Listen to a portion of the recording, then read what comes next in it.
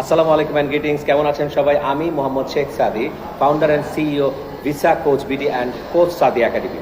আমার কাছে বা আমার প্রতিষ্ঠানে ভিসা কোচ বিডিতে যখন কেউ কোনো ফাইল প্রসেস করতে আসেন, অনেকেই আমাকে একটা প্রশ্ন করেন এবং সেই প্রশ্নগুলোর উত্তর আমি আমার ব্যক্তিগত ধারণা, আমি প্রায় 14 বছর ধরে ভিসা প্রসেসের সাথে সম্পৃক্ত, এখান থেকে আমার যে ধারণা সেটার উপর নির্ভর করেই জাস্ট আমি আপনাদের সাথে শেয়ার করছি।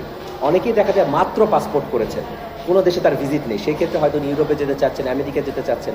এখন সেই ক্ষেত্রে কেউ যদি মাত্র পাসপোর্ট করে নিয়ে এসেই সরাসরি আমেরিকায় আবেদন করেন বা ইউরোপের কোনো দেশে আবেদন করেন, সেক্ষেত্রে ভিসা হওয়ার সুযোগটা অনেক কম থাকে, যেটা আমার ব্যক্তিগত ওপিনিয়ন থেকে বলে। তো সেই ক্ষেত্রে এখন কিন্তু ইন্ডিয়ার ভিসা বন্ধ, তো আপনি সেক্ষেত্রে কী করতে পারেন? খুব সহজেই হয়তো বা মালয়েশিয়ার ভিসা হয়ে যেতে পারে।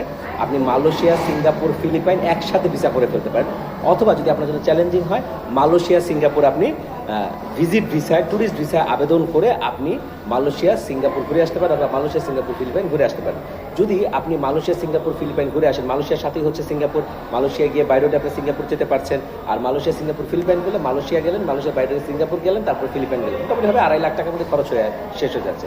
এবং ঘুরে এসে তারপরে আপনি ইউরোপের কোনো দেশের জন্য অ্যাপ্লাই করতে পারেন বা আপনি ইউএসএতে অ্যাপ্লাই করতে পারেন। সেই ক্ষেত্রে ভিসা হওয়ার সুযোগ বেড়ে যাবে।